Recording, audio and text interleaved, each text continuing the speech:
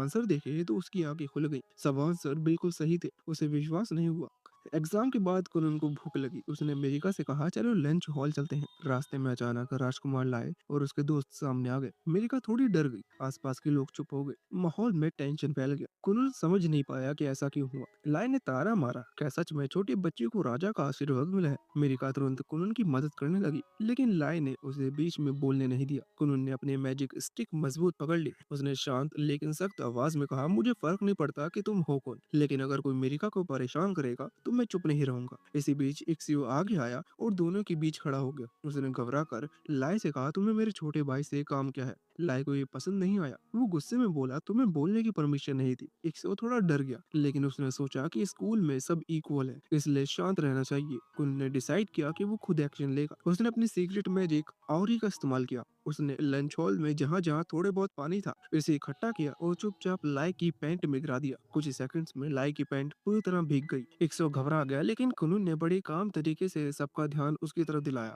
सबने देखा कि राजकुमार की पैंट गीली हो गई है। लाई नीचे देखकर शर्मिंदा हुआ और बार बार खुद को इनोसेंट साबित करने की कोशिश करने लगा। सब बच्चे हंस पड़े। मिरिका ने कुनन की ओर देखकर मुस्कुराया। कुनन भी चुपचाप खुश था। वो जानता था कि उसने कोई बुरी चीज नहीं की, बस थोड़ी मजेदार मैजिक दिखाया। और इस तरह कुनून ने स्कूल में पहला फनी और क्लेवर मोमेंट क्रिएट किया। कुछ देर बाद कुनून अमेरिका और इक्सो लंच हॉल में बैठे। कुनून ने सोचा कि अब वो जो मजा स्कूल में ले रहा है वो बहुत खास है। उसने कहा, मुझे हैमबर्गर चाहिए। इक्सो ने हाथ उठाकर इशारा किया कि थोड़ा सोचो, अभी सिचुएशन सीरियस है। लेकिन कुनून मुस्कुराया और एरिका से पूछा, तुम क्या खाना चाहोगी? अमेरिका हंस के बोली, जो भी तुम खाओगे मैं वो खा लूंगी। कुनून ने क्यूरियोसिटी से पूछा, वो लड़का कौन था जो हमारा रास्ता रोक रहा था? अमेरिका ने बताया, वो मेरा बड़ा भाई है, उसका नाम सिक्स प्रिंस लाए हगीलिया है। कुनून थोड़े हैरान हो गया। उसने कहा, क्यों कोई बड़ा भाई अपने छोटे भाई या बहन के साथ ऐसा कर सकता है? अमेरिका ने सिर हिलाया और कहा, हमें समझना पड़ेगा। एक भी सोचा कि अमेरिका सही कह रही है। कुनून ने हंसते हुए कहा कि मैं खुश हूँ कि तुम मेरे बड़े भाई हो। एक को ये सुनकर एहसास हुआ कि उसका छोटा भाई अब पहले जैसा नहीं रहा। फिर भी उसे थोड़ा चिंता थी, क्योंकि उन्होंने लाई के साथ थोड़ा गलत व्यवहार किया था। कुनून इन सब बातों की बिल्कुल चिंता नहीं कर रहा था। वो आराम से हैमबर्गर खा रहा था। अमेरिका हंसते हुए बोली, बार बार सोचने से अब कुछ बदलने वाला नहीं है। कुनून मुस्कुराया और कहने लगा, चलो मजा करते हैं। कुनून सोच रहा था कि लायन ने इतना गुस्सा क्यों किया। अमेरिका ने समझाया, शायद वो तुम्हें दबाने की कोशिश कर रहा था। वो सिक्स प्रिंस है और मैं नाइन्थ प्रिंसेस, इसलिए उसका रैंक मुझसे नीचे है। लेकिन अब सिचुएशन बदल गई है। तुम्हारा हीरो मार्क और मैजिक तुम्हें सबके सामने खास बनाता है। कुनून ने सोचा कि ये बहुत जटिल है, लेकिन अमेरिका ने उसे भरोसा दिलाया, चाहे ऑर्डर्स हो या ना हो, चाहे समाज में रैंक कुछ भी हो, मैं तुम्हारे साथ खुश हूँ। कुनून ने सिर हिलाते हुए सहमति दी। उसने सोचा कि अगली बार राजा से मिलने पर वो मनी मन उसे थैंक यू कहेगा। समय तेजी से बीता गया और आखिरी एग्जाम का दिन आ गया। उस सुबह कुनून ने अपनी मैजिक पावर प्रैक्टिस की। जनरी ने कहा, आज आवरी में अनुभव को बदलने की कोशिश करो। कुनून ने सबसे पहले पानी की एक बॉल को बर्फ में बदल लिया। जनरी ने इसे हाथ में लिया और कहा, मुझे ये सीप जैसा लग रहा है। उसने कुनून को बताया कि अलग अलग चीजों को छूकर उनके अनुभव को समझना कितना जरूरी है। कुनून ने इसे एक काम की तरह लिया। स्कूल जाते समय उसने कई चीजों को छुआ, यहाँ तक कि एक घोड़े को भी। यीशु ने पूछा, तुम क्या कर रहे हो? कुनून ने कहा, मैं चेंजेस के लिए सैंपल कलेक्ट कर रहा हूँ। एक्सो को थोड़ा समझ में आया, लेकिन उसने और सवाल किए। अमेरिका दौड़ती हुई उनके पास है। कुनून ने मजाक के अंदाज में झुक कर कहा, आज स्कूल में मेरी आवाज सुनने का आखिरी दिन है। अमेरिका ने उसे याद दिलाया, कुल शाम तक खत्म होगा। कुनून ने राहत की सांस ली और अमेरिका हंस पड़ी। एक्सो अब भी चुप था, लेकिन उसे साफ लग रहा था कि ये दोनों बहुत अलग है। स्कूल पहुंचते ही कास्ट ने कुनून को बताया कि वो अंतिम परीक्षा बाकी स्टूडेंट के साथ देगा। कुरुन को अब सच में लगा कि वो एक रियल स्कूल में है। थोड़ी अफसोस भी हुई, क्योंकि अब वो कास्ट के साथ अलग रूम में नहीं रहेगा। कास्ट ने उसे भरोसा दिलाया कि वो उसकी नजर रखेगी। एक्सो ने देखा कि कुन और मिरिका का तालमेल अच्छा हो गया। कुन ने बताया कि एग्जाम के दौरान वो बहुत बातें करते थे। कास्ट ने भी उन्हें अपनी कहानी सुनाई। उसने बताया कि जिस पर्सन से वो प्यार करती थी वो पर्सन एग्जाम में फेल हो गया और सिर्फ वही टीचर बन पाई। अब वो दूसरे साल में थी और खुद भी नहीं जानती थी कि क्या कर रही है। ये सब सुनकर एक्सो और अमेरिका को थोड़ा अजीब लगा। उन्हें समझ में नहीं आया कि कोई टीचर एग्जाम के समय किसी बच्चे से ऐसे बात क्यों करेगी। वो भी कुछ बोल ही रही थी कि तभी कुछ बच्चे उनके पास आ गए। उन बच्चों ने अमेरिका से कहा कि वो अपने होने वाले हस्बैंड का इंट्रोड्यूस करवा दें। पहले कुन थोड़ा घबरा गया। उसे समझ में नहीं आया कि क्या बोले। फिर उसने खुद को काम किया और सबके सामने अपना इंट्रोडक्शन दिया। उसने बताया कि उसकी सगाई प्रिंसेस अमेरिका से हुई है और वो एक्सो का छोटा भाई है। इसके बाद उसने सच्चे मन से ये भी कहा कि वो उसे अच्छा और हल्का महसूस कर रहा है। वो मन ही मन सोच रहा था कि शायद अमेरिका और उसका भाई हमेशा अकेले रहते हैं। क्योंकि कोई भी उनसे बात करने नहीं आ रहा। ये सुनकर मेरिका को थोड़ी शर्म आ गई। उसने धीरे से समझाया कि उसने खुद सब बच्चों से कहा था कि वो उन्हें अकेला छोड़ दे। वो चाहती थी कि स्कूल में कुनन के साथ थोड़ा शांत टाइम बिता सके। कुनन उसकी बात तुरंत समझ गया। उसे मेरिका का यह आइडिया बहुत अच्छा लगा। उसने कहा कि उसे सच में चिंता हो गई थी, लेकिन वो ये पूछना नहीं चाहता था कि क्या उनकी दोस्त नहीं है, क्योंकि ऐसा पूछना ठीक नहीं होता। अब उसे खुशी थी कि उसका भाई अकेले नहीं है और मेरिका के भी दोस्त हैं। उसे ये भी अच्छा लगा कि उसे किसी को ये समझाने की जरूरत नहीं पड़ी कि दोस्त ना होना भी कभी कभी ठीक होता है। थोड़ी देर के लिए सब शांत हो गए। फिर मेरिका मुस्कुराई और बोले कि दोस्त ना होना कोई बड़ी बात नहीं। कुनन ने भी सिर हिलाया। वो अपने मन में सोचने लगा कि इंसान कभी कभी अकेले रहकर भी हैप्पी रह सकता है। दूसरी तरफ लाई खिड़की के बाहर खड़ा गुस्से में देख रहा था। उसके दोस्त उसे याद दिला रहे थे कि एग्जाम का टाइम हो गया। लाई ने सोचा कि टीचर इंतजार कर लेंगे, लेकिन उसे बताया गया था कि फाइनल एग्जाम सबके लिए एक साथ होता है और प्रिंस भी लेट नहीं हो सकता। घंटी बजते ही सभी बच्चे अपनी अपनी सीट पर बैठने लगे। मेरिका कुनन के पास बैठने जा रही थी, तभी लाई उनके बीच आकर खड़ा हो गया। उसका चेहरा गुस्से से भर गया था। उसने कुछ भी नहीं कहा, फिर भी पूरी क्लास में हल्की हल्की बातें शुरू हो गई। इक्सो को याद आया कि सर्वेंट्स कहते थे कि ये प्रिंस पहले भी स्कूल में प्रॉब्लम कर चुका है। लाई भी जानता था कि लोग उसके बारे में पीछे का कहते हैं। कोई उसके सामने कुछ नहीं कहता क्योंकि वो प्रिंस था। वो इसी वजह से उसके दिल में हमेशा गुस्सा भरा रहता था। तभी कुनन आगे बढ़ा और लाई का हाथ पकड़ लिया। वो बहुत नॉर्मल और खुश था। उसने बताया कि वो मिरिका को होने वाला लाइफ पार्टनर है और उसे उससे मिलकर खुशी हुई। लाई को ये सब बहुत अजीब लगा और घबरा गया। कुनन उसे स्ट्रेंज लगा, लेकिन कुनन ने उसका हाथ छोड़ा नहीं और उसे अपना फ्यूचर ब्रदर मान लिया। लाई ने हाथ छुड़ाने की कोशिश की और परेशान हो गया। कुनन अब मुस्कुराता रहा। वो उसके मजबूत हाथ और भारी आवाज से उसके नेचर का अंदाजा लगाने लगा। वो मन में सोचने लगा कि अगर वो देख पाता तो उसे देखता ही रह जाता। ये सब लाई को और भी अनकंफर्टेबल लग रहा था। मेरिका ये देख कर हंस पड़ी, क्योंकि उसने अपने भाई को कभी इतना घबराया हुआ नहीं देखा था। थोड़ी देर बाद कुनन ने उसका हाथ छोड़ दिया और खुश हो गया। इसने राहत की सांस ली। टीचर ने सबको दोबारा बैठने के लिए कहा और एग्जाम शुरू कर दिया। दिन के एंड में एग्जाम का रिजल्ट बताया गया। टीचर ने बोर्ड पर एक बड़ा सा फ्लावर बनाया और कहा कि सभी बच्चे पास हो गए। पूरी ईश्वर अपने छोटे भाई को बधाई दी। मेरिका भी मुस्कुराई और दोनों के साथ ग्रेजुएशन होने पर खुशी हुई। कुनून ने भी सभी को बधाई दी। इसके बाद कुनून ने सबको बाय कहा और बोला कि आगे फिर मिलेंगे। टीचर ने उसे एक अलग और ब्राइट स्टूडेंट माना। जाते जाते कुनून मजाक में सोचने लगा कि अगर टीचर उसके बड़े भाई के पास आ जाए तो शायद वो फिर मिल पाएंगे। एक सौ ने उसे तुरंत रोका। टीचर को भी समझ में आ गया कि उसने थोड़ा जल्दी दिल की बातें कह दी थी। उधर लाए अंदर से कुनून को जाते हुए देख रहा था। पहली बार उसके चेहरे पर गुस्से की जगह हल्की सी स्माइल थी। घर पहुंचकर कुनून ने फिर से मैजिक क्लास शुरू की। उसे पानी से घूमता हुआ भंवर बनाने को दिया गया। कुनून ने ये काम आसानी से कर लिया। फिर उसने उस पानी को रोक दिया, उसे कई हिस्सों में बांट दिया। उसका कलर बदला और उसकी शेप भी बदल गई। उसने हर इंस्ट्रक्शन सही तरह से पूरा किया। फिर कुनून ने और आगे बढ़कर पानी का साइज और टेम्परेचर भी बदला। आखिर में उसने पानी में से एक असली बर्ड जैसा शेप बना दिया। वो पक्षी हवा में उड़ गया। कुनून ये देखकर बहुत खुश हुआ। उसे लगा कि वो सच में मैजिक में बहुत अच्छा होता जा रहा है।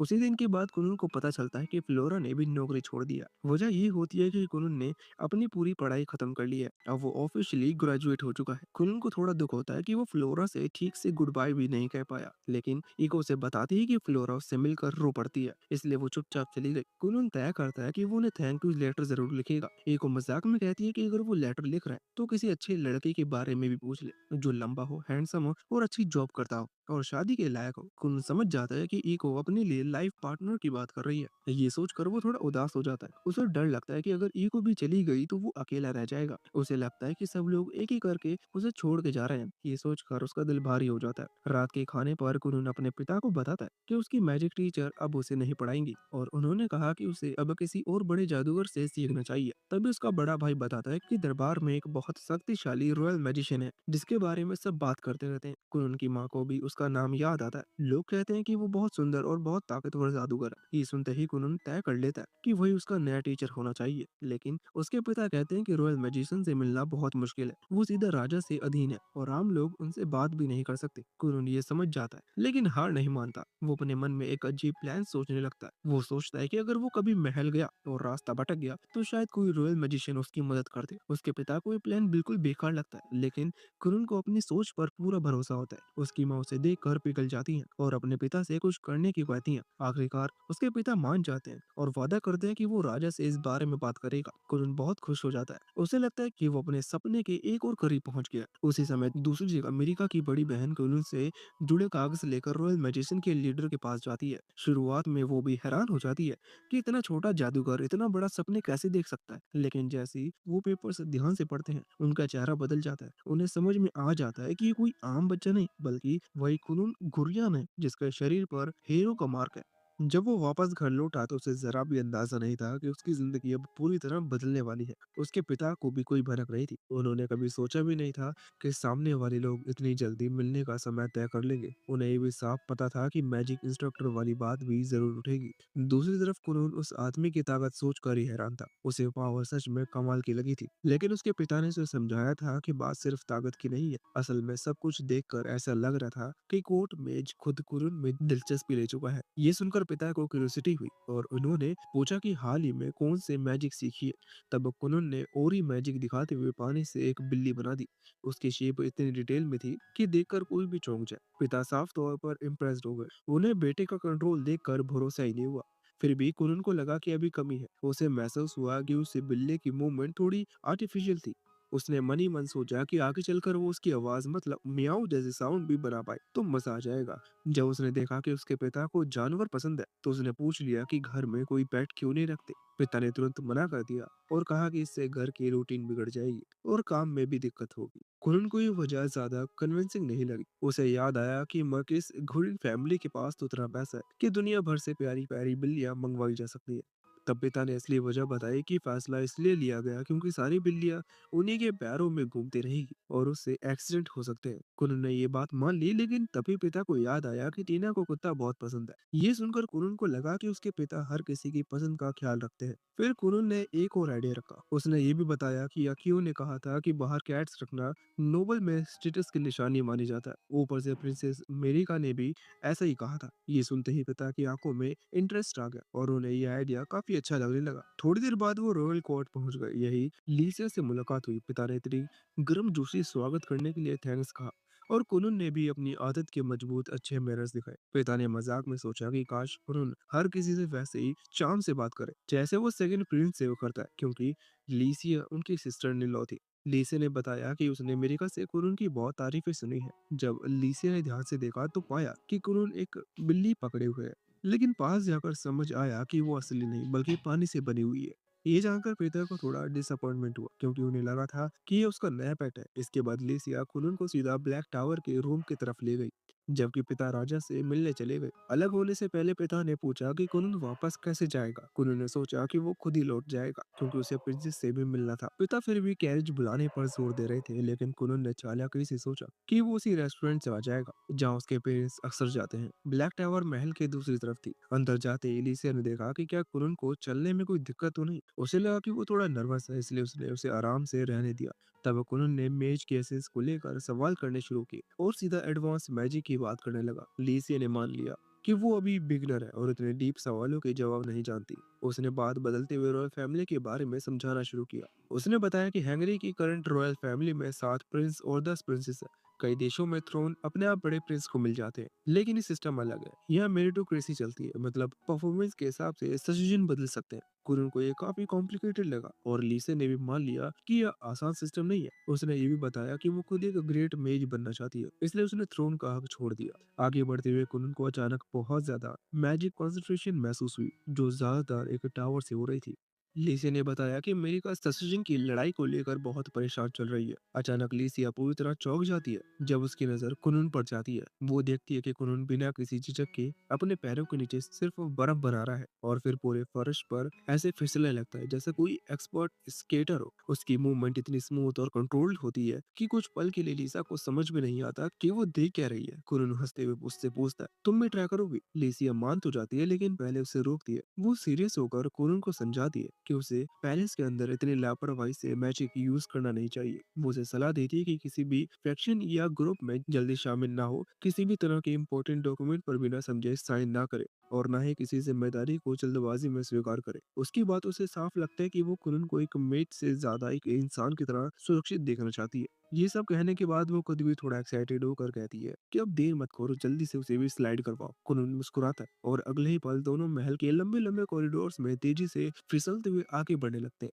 उनकी स्पीड इतनी ज्यादा होती है कि रास्ते में मौजूद गार्ड्स उन्हें देखकर घबरा जाते हैं। दो गार्ड्स उन्हें रोकने की कोशिश करते हैं, लेकिन जब तक वो कुछ समझ पाते, कुनून और लिसिया काफी आगे निकल चुके होते हैं। उनकी हंसी और बर्फ के फिसलने की आवाज पूरे कॉरिडोर में गूंजती है। कुछ ही देर में नाइट डारियो सामने आ जाते हैं। वो हालात को समझने की कोशिश करता है, लेकिन तब तक कुनन और लीसिया कई मोड़ों से होते हुए निकल जाते हैं। आखिरकार डारिया अपने एक्सपीरियंस और स्ट्रेंथ का इस्तेमाल करके दोनों को पकड़ लेता है। पकड़े जाने पर दोनों एक दूसरे की तरफ देखते हैं और फिर एक साथ माफी मांगते हैं, जैसे उन्हें खुद भी समझ में आ गया हो कि उन्होंने कुछ ज्यादा ही कर दिया। इसके बाद सीन बदलता है और कुनन के पिता को कुछ दिखाई जाता है, जो चिंतित होकर पूछते हैं कि कासल में इतना हंगामा क्यों हो रहा है। एक आदमी बताता है कि कोई मेज पैलेस में गड़बड़ी कर रहा है, लेकिन अब उसे पकड़ लिया गया है। कुनन के पिता तुरंत समझ जाते हैं कि बात उनकी बेटी की हो रही है। उनके चेहरे पर चिंता साफ झलकने लगती है, क्योंकि वो जानते हैं कि कुनन की क्यूरियोसिटी उसे अक्सर मुसीबत में डाल देती है। आगे कुनन की मुलाकात रोनीमोंड एक्टेड से होती है, जो रॉयल कोर्ट का ऑफिशियल में जो डायरेक्टर है। कुनन जैसे ही उसके सामने खड़ा होता है, उसे तुरंत उसकी ओवरवेलमिंग प्रेजेंस महसूस होती है। उसे पहले लिसा की मैजिक काफी इम्प्रेसिव लगी थी, लेकिन रोनीमोंड के सामने उसे एहसास होता है कि ये आदमी बिल्कुल अलग लेवल पर है। कुनन खुद को शांत रखते हुए अपना इंट्रोडक्शन देता है। रोनीमोंड उससे पूछता है कि क्या उसके पास वाटर क्रेस्ट है। कुनन बिना झिझक अपने हाथ पर बना क्रेस्ट दिखाता है। मेज गौर से देखता है और पूछता है कि क्या ये 2 स्टार क्रेस्ट है। कुनन ईमानदारी से कहता है कि उसे स्टार और लेवल के बारे में ज्यादा जानकारी नहीं है। तब रोनीमोंड उसे विस्तार से समझाता है कि दुनिया में 7 मैजिक एट्रीब्यूट्स होते हैं: फायर, वाटर, अर्थ, विंड, लाइट, डार्कनेस और आर्कन, और हर एट्रीब्यूट के 5 लेवल्स होते हैं। कुनन क्यूरियोसिटी से पूछता है कि क्या 2 लेवल सबसे बेसिक लेवल होता है। रोंडेमोंड हाँ में से जाता है। लीसे भी बीच में बताती है कि उसके पास भी विंड एट्रीब्यूट में सिर्फ 2 स्टार है। कुनन अब रोंडेमोंड की तरफ देखते हुए कहता है कि उसकी पावर इससे कहीं ज्यादा महसूस होती है, तो शायद वो 3 स्टार होंगे। इस पर रोंडेमोंड हल्की मुस्कान के साथ बताता है कि उसके पास 4 स्टार क्रेस्ट है। कुनन ज्यादा हैरान नहीं होता, क्योंकि ये सब उसके लिए बिल्कुल नया था। रोंडेमोंड समझ जाता है कि क्रेस्ट का लेवल उतना इंपॉर्टेंट नहीं होता जितना टोटल मैजिक पावर, और यहाँ की कोई मेज उस पावर से आगे सीख सकता है। उसकी बातों से कुनन को एहसास होता है कि मैजिक सिर्फ ताकत नहीं, बल्कि समझ और प्रैक्टिस का भी खेल है। इसके बाद रोंडेमोंड माहौल हल्का करते हुए कहता है कि अब थ्योरी काफी हो गई, अब मजा करेंगे। सब बाहर जाते हैं, जहाँ का स्टूडेंट पहले से मौजूद होते हैं। डायरेक्टर कुनन की एबिलिटीज को लेकर क्यूरियस हो जाता है। लीसिया बताती है कि उसने कुनन को टेस्ट किया था और उसका पावर सच में डरावने वाला है। आसपास मौजूद लोग कुनन को हीरो स्कार वाले लड़के के तौर पर पहचान लेते हैं और बातें होने लगती है। उसने नाइट डारियो को भी मुश्किल में डाल दिया था। डायरेक्टर का एक स्टूडेंट आगे बोलता है और उसे ओरी मैजिक दिखाने को कहता है। कुनन मैजिक को एक्शन में देखकर हैरान रह जाता है और सोचता है कि क्या वो इसे कंट्रोल कर सकता है, और अपने टीचर की बात याद आती है कि वो दूसरों की चल रही मैजिक को भी मैनिपुलेट कर सकता है। भले ही उसे खुद ये नामुमकिन लगे, फिर भी वो कोशिश करता है। सामने वाला स्टूडेंट पूरी ताकत से रेसिस्टेंस करता है, लेकिन फिर भी सब शॉक में आ जाते हैं जब कुनन 2 मैजिक को अपने कंट्रोल में ले लेता है। डायरेक्टर सबको शांत करता है और कुनन को अपने पास रखता है, जबकि बाकी स्टूडेंट्स मजाक और हंसी में लगे रहते हैं। लिसे मजाक में कहती है कि शायद उस स्टूडेंट का हाल ही में ब्रेकअप हुआ है, लेकिन वो झुंझलाकर कहता है कि उसका इससे कोई लेना देना नहीं है। डायरेक्टर समझ जाता है कि अब कुनन सबका अटेंशन बन चुका है। कुनन पूछता है कि क्या वो टेस्ट में पास हो गया। रोंडेमोंड कहता है कि अभी नहीं, वो कुनन की मैजिक को और अच्छे से देखना चाहता है। तभी कुनन एक ट्रैम्पोलिन जैसी मैजिक बना देता है, जिस पर लोग उछल सकते हैं। डायरेक्टर फिर से इम्प्रेस्ड हो जाता है और देखते ही देखते सब उसे ट्राई करने लगते हैं। लीजिया हंसते हुए कहती है कि ऐसी चीज पर सोना कितना आरामदायक होगा। कुनन कॉन्फिडेंस के साथ कहता है कि वो इससे भी बेहतर बना सकता है, जो किसी को भी बहुत ऊंचाई तक उछाल दे। ये सुनते ही रोंडेमोंड तुरंत उसे रोक देता है और वार्निंग देता है कि अगर उसने ऐसा किया तो उस दिन कुनन को घर वापस जाने की इजाजत नहीं मिलेगी। कुनन मुस्कुराता है, लेकिन समझ जाता है कि शायद उसने अपनी क्यूरियोसिटी फिर से हद से आगे बढ़ा दी है। फिर भी कुनन खुद को मना लेता है कि उसे बहुत समय से ठीक से मजा नहीं आया। वो शांत आवाज में बताता है कि आज रात उसका अपनी मंगेतर के साथ डिनर का प्लान है, इसलिए वो ज्यादा देर नहीं रुक सकता। ये सुनकर लीसे को थोड़ी क्यूरियोसिटी होती है, तो वो उससे पूछती है कि क्या वो अपनी मैजिक से इंसान जैसे बॉडी बना सकता है। कुनन थोड़ा सोचकर जवाब देता है कि हाँ, वो इंसानों जैसा शेप तो बना सकता है, लेकिन अभी उसके मूवमेंट पूरे सही नहीं होते। वो समझता है कि इंसान जैसी मूवमेंट बनाना आसान नहीं है। ये इस बात पर डिपेंड करता है कि कौन सी मैजिक की यूज की जा रही है और उससे कितना कंट्रोल किया जा रहा है। वो ये भी कहता है कि अगर वो रोज प्रैक्टिस करे तो फ्यूचर में वो इंसानों जैसी मूवमेंट भी बना पाएगा। ये सुनकर आसपास खड़े लोग और ज्यादा क्यूरियस हो जाते हैं। वो उससे रिक्वेस्ट करते हैं कि क्या वो कोई छोटा सा डेमो दिखा सकता है। कोनन थोड़ा झिझकता है लेकिन फिर हाँ कह देता है। वो अपनी मैजिक से एक डॉल बनाता है और धीरे धीरे उसे हवा में खड़ा कर देता है। डॉल हवा में उठने लगता है और ऐसा लगता है जैसे वो अपने आप खड़ा हो। ये नजारा देखकर वो मौजूद लोग डर जाते हैं, कुछ लोग पीछे हट जाते हैं और कुछों की हंसी रुक जाती है। अचानक सबका ध्यान उसकी तरफ चला जाता है और थोड़ी देर में वह भी वहां आ जाती है। ये देखकर कोनन थोड़ा सैड हो जाता है क्योंकि उसी दिन उसे पहले ही 2 बार डांट मिल चुकी थी और अब फिर से सब उसे घूर रहे थे। लेकिन तभी वहां बूढ़ा आदमी आगे आकर कोनन से कहता है कि उसे ज्यादा टेंशन लेने की जरूरत नहीं है। वो मुस्कुरा कर कहता है कि मैजिक पर तो खाना खाते समय भी आराम से बात की जा सकती है। उसकी आवाज सुनकर कोनन थोड़ा काम हो जाता है। कोनन हिम्मत करके उससे पूछता है कि क्या वो मैजिक टेस्ट में पास हो गई। बूढ़ा आदमी साफ साफ कहता है कि हाँ वो पास हो चुका है। वो ये भी बताता है कि उसे मजा आया और वो खुद इस बात की रिस्पॉन्सिबिलिटी लेगा कि जो कुछ देखा और सीखा उस पर अच्छे से सोचे। ये सुनते ही कोनन की खुशी छुपाए नहीं छुपती। उसके चेहरे पर हल्की सी मुस्कान आ जाती है। उसे पहली बार लगता है कि उसकी मेहनत सच में काम आई। तभी डायरेक्टर उससे पूछता है कि आने वाले कुछ सालों में उसका गोल क्या है। कोनन बिना ज्यादा सोचे जवाब देता है कि वो मैजिक से एक आई बॉल बनाना चाहता है। ये सुनकर वहां मौजूद सब लोग एक दूसरे की तरफ देखने लगते हैं। कोई कुछ बोल ही नहीं पाता। सबको साफ समझ आ जाता है कि ये बच्चा नॉर्मल नहीं है और उसकी सोच बाकी लोगों से बिल्कुल अलग है। इसके बाद कोनन अपने पिता के पास जाता है और उसके पिता का चेहरा देख कर ही पता चल जाता है कि वो गुस्से में है। वो जानना चाहते हैं कि कोनन ने आज पूरा दिन आखिरी किया क्या। इससे पहले कि कोनन कुछ बोले, लीसिया बीच में आ जाती है और कहती है कि जो भी हुआ उसमें बच्चे को कोई गलती नहीं थी। फिर भी पिता गंभीर आवाज में समझाते हैं कि एक मैजिशियन को अपने हर काम की पूरी रिस्पॉन्सिबिलिटी लेनी होती है। बिना सोचे समझे मैजिक यूज नहीं करना चाहिए क्योंकि गलत मैजिक से कोई इंसान हर्ट हो सकता है और कभी कभी डेथ तक हो सकती है। कुरन उसकी बात ध्यान से सुनता है, फिर सिर झुकाता है और माफी मांगता है। वो कहता है कि उसे सच में अफसोस है और आगे से वो और केयरफुल रहेगा। जब वो घर लौटते हैं तो पिता नोटिस करते हैं कि कुरन इतनी देर तक टावर में रहा। इससे उन्हें लगता है कि उनका बेटा सच में बहुत पावरफुल है। वो ये भी देखते हैं कि वो मौजूद लोग कुरन को पसंद कर रहे हैं और उससे खुश भी लग रहे थे। तभी लिसिया कुरन को याद दिलाती है कि उसे अपनी मंगेतर से डिनर के लिए मिलना है।